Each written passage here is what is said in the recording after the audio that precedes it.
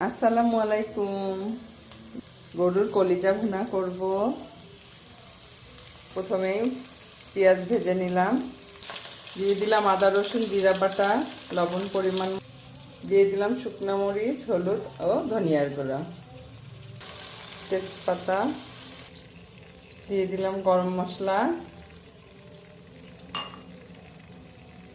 এবার সামান্য পানি দিয়ে মশলাগুলো কষিয়ে নেব, দিয়ে হালকা সেদ্ধ করে নিয়েছিলাম,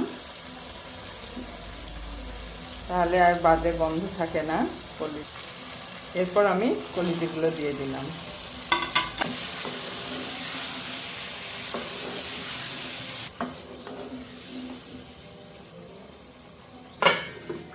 ঢেকে দিলাম।